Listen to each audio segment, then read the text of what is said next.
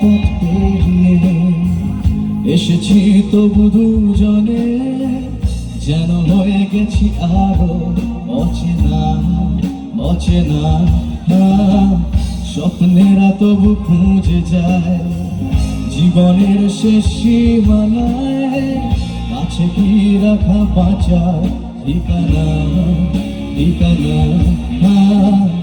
আরো একবার চলো ফিরে যাই, পাহাড়ের ওই বুকেতে দাঁড়াই, আকাশে হাত চালিতে সারাদিন কি হবে না ভেবে।